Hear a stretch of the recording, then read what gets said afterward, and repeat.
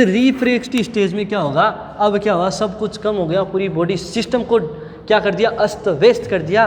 क्या होंगे, डैमेज होंगे, या फिर क्या बोल सकते हैं, अफेक्ट होंगे, डैमेज होंगे या अफेक्ट होंगे। All body organ, all body organs, सारी बॉडी के ऑर्गन्स अफेक्ट होंगे या क्या होगा, डैमेज होगा। सारी बॉडी के जो ये सारे मल्टी ऑर्गन होंगे वो सारे के सारे क्या होंगे, यहाँ पे डैमेज होंगे।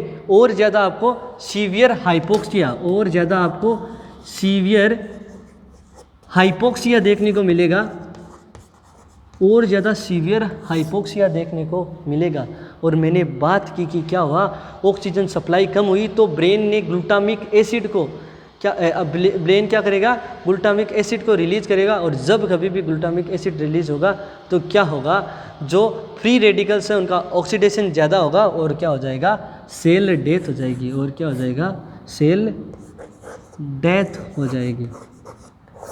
जैसा कि आपने MI मायोकार्डियल इन्फार्क्शन में पढ़ा, क्या हुआ कि ऑक्सीजन सप्लाई कम हुई, एनारोबिक रेस्पिरेशन शुरू हुआ, न्यूरोलॉजिकल चेंजेज आए, ब्रेन ने ग्लूटामिक एसिड को रिलीज किया और ग्लूटामिक एसिड ने फ्री रेडिकल्स के ऑक्सीडेशन को बढ़ा दिया और लास्ट में जाके सेल डेथ हो गई, लास्ट में जाके सेल डेथ हो गई। तो ये कंडीशन इरिवर्सिबल है, इस वजह से इसको रिफ्रैक्टरी स्टेज के नाम से भी अपन जान सकते हैं, रिफ्रैक्टरी स्टेज के नाम से भी अपन जान सकते हैं। यहाँ पे सीवियर एसिडोसिस, सीवियर हाइपोक्सिया, सारी बॉडी डैमेज और लास्ट में सेल डेथ हो जाएगी और सिस्टम की कहानी ख़त्म हो जाएगी।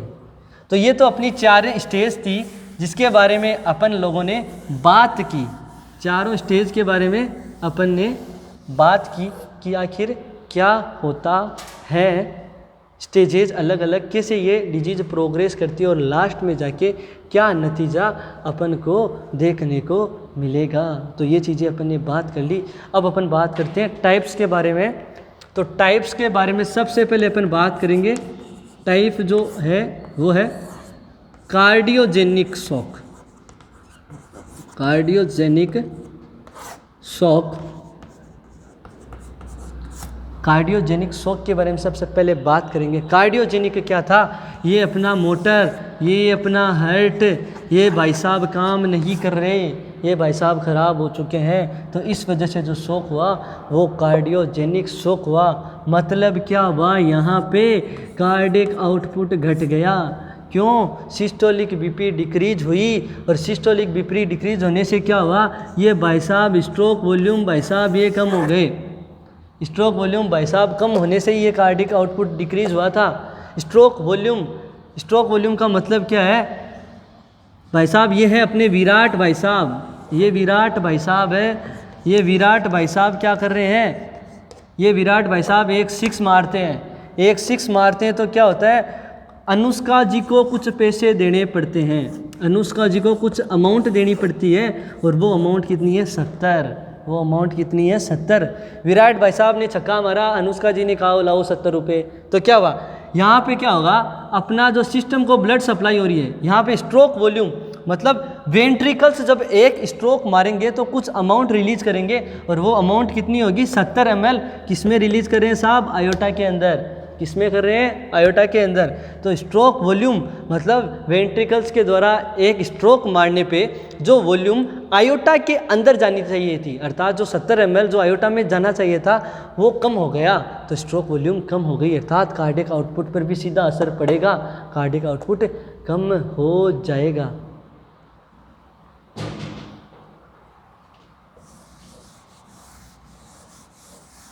कार्डिक आउटपुट कम होने की वजह से अपन को ये कंडीशन देखने को मिलेगी। यहाँ पे क्या हुआ, कार्डिक आउटपुट डिक्रीज हुआ, यहाँ पे क्या हुआ, कार्डिक आउटपुट डिक्रीज हुआ।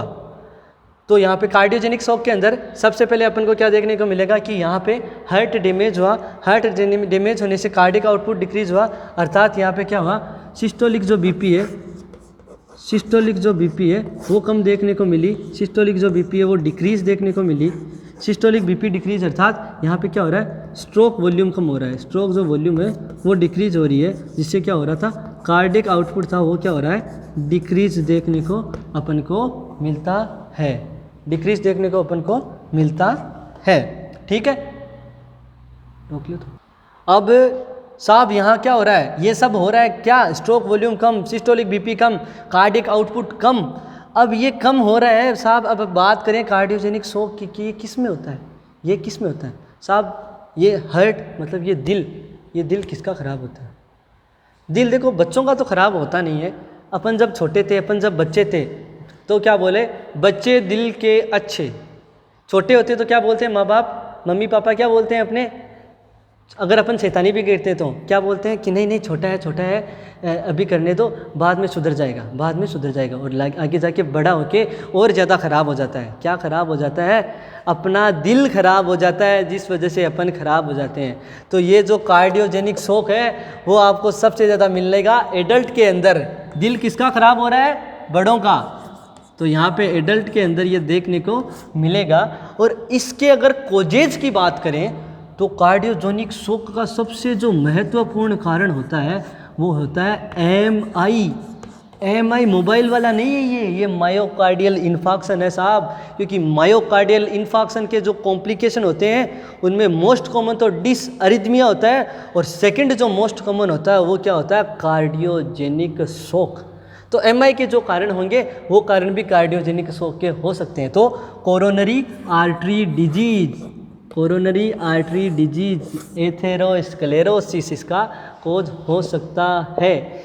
हाइपरटेंशन इसका कोज हो सकता है। हाइपरटेंशन का कोज क्या है, स्मोकिंग। इस साइलेंट किलर का कोज स्मोकिंग। ये एमआई तो क्या है, वर्ल्ड वाइड सबसे ज़्यादा लोगों को मारती है। Most common cause of death MI या हार्ट अटैक, जिसको अपन बोलते हैं भाई जी का हार्ट अटैक आ गया। क्या होता है ये वही होता है हार्ट अटैक एमआई। कारण क्या था, कोरोनरी आर्टरी डिजीज। किसने किया, हाइपरटेंशन ने। हाइपरटेंशन को किसने कोज किया, स्मोकिंग ने। तो ये सब चीज़ें एक दूसरे से जुड़ी हुई है। इसके अलावा एक और है CHD, congestive heart failure. Congestive heart failure के बारे में अपन पढ़ चुके हैं कि हार्ट ब्लड को पंप नहीं कर पा रहा। क्या हुआ, वेंट्रिकल्स फेल हो गए जिससे ब्लड पंप नहीं हुआ। अब देखो कंजस्टिव हार्ट फेलियर के बारे में थोड़ी सी बात कर लेते हैं, थोड़ी सी बात करते हैं अपन इसके बारे में। अपन ने सबके बारे में बात की, इन भाई साहब को कैसे छोड़ सकते हैं। तो कंजस्टिव हार्ट फेलियर के अंदर मैं बात करता हूँ CHD में क्या हुआ, ये जो अपना हार्ट था, ये हार्ट है। इस हार्ट में यहाँ पे ट्राइकस्पिड वॉल होता है, मिट्रल वॉल लार्जेस्ट वॉल होता है, 3 कस्पस का बना होता है। यहाँ पे क्या होता है, सेमी लूनार मतलब अर्धचंद्राकार वॉल होते हैं। ये कोनिकल शेप का होता है, ये क्रिसेंडो शेप का होता है। ठीक है। अब ये हार्ट में क्या हो रहा है, हार्ट के अंदर ब्लड को पंप नहीं कर पा रहा। हार्ट क्या हो रहा है, ब्लड को पंप ही नहीं कर पा रहा, तो ब्लड आयोटा के अंदर नहीं आएगा साहब। आयोटा के अंदर ब्लड नहीं आएगा, और आयोटा के अंदर अगर ब्लड नहीं आएगा तो ब्लड वापस किस में जाएगा, वेंट्रिकल से एट्रियम में, और एट्रियम से फिर यहाँ पे क्या आया, यहाँ पे क्या आया, ये अपना क्या था, ये अपना क्या था, समझो ये अपना क्या है, लंग्स है। ये अपना क्या है, लंग्स है। इस लंग्स में क्या होता है, यहाँ से 2 आती है, एक और ये 2, ये पल्मोनरी आर्टरी जो डीऑक्सीजनेटेड ब्लड लाती है। Only artery which carry the deoxygenated blood is pulmonary artery, at pair of pulmonary artery.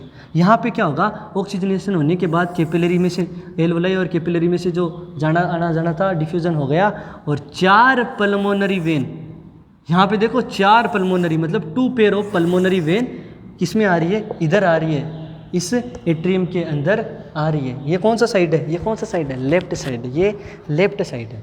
ठीक है ना। तो यहाँ पे आ रहा है ब्लड है ऑक्सीजनेटेड। अब देखो प्रॉब्लम क्या है, हार्ट ब्लड पंप नहीं कर पा रहा, वेंट्रिकल से ब्लड आयोटा में एट्रियम में जाएगा, एट्रियम से ये ब्लड कहाँ जा रहा है, इधर जा रहा है। अगर लेफ्ट साइडेड हार्ट फेलियर है, कंजस्टिव हार्ट फेलियर अगर लेफ्ट साइड का है तो ब्लड किधर जाएगा, ये लंग्स में जाएगा, और लंग्स में क्या करेगा, पल्मोनरी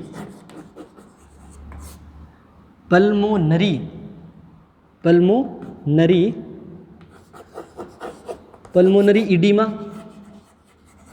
पल्मोनरी कंजेशन,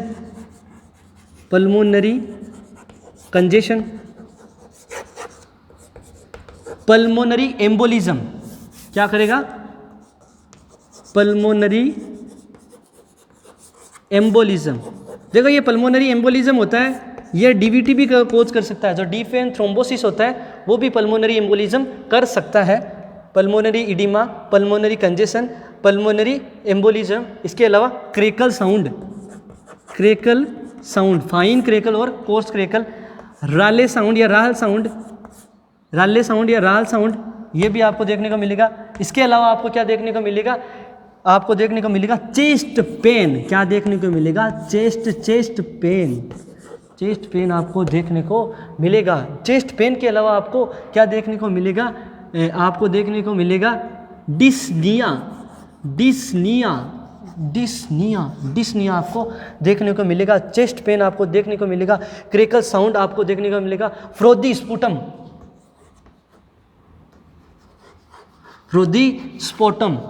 होगा, वो फ्रोदी स्पूटम देखने को मिलेगा। इसके अलावा क्या बोल सकते हैं, ब्लड टिंग्ड स्पूटम, इसको क्या और क्या बोल सकते हैं अपन, ब्लड टिंग्ड स्पूटम, खून देखने को मिलेगा आपका जो स्पूटम होगा। ये सब आपको देखने को मिलेगा। लेफ्ट साइडेड हार्ट फेलियर का मतलब समझो। लेफ्ट साइडेड हार्ट फेलियर में क्या होता है, लेफ्ट का मतलब लंग्स के अंदर क्या होगा, प्रॉब्लम होगी। ये सिम्टम्स आपको देखने को मिलेगा।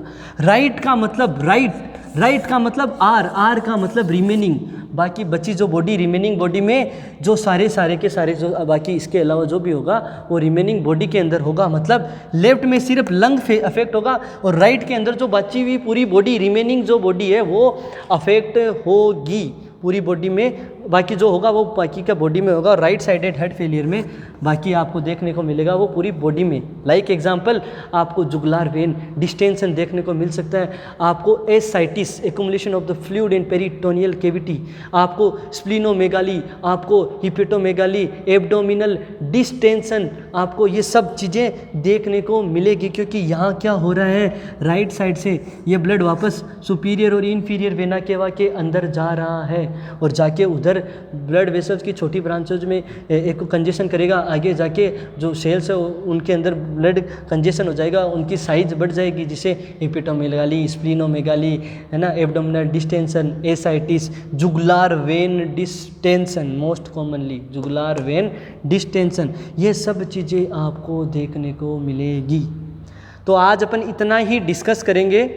कल फिर आपसे मुलाकात होगी और अपन इसको आगे, इस कड़ी में अपन आगे बात करेंगे। Thank you students.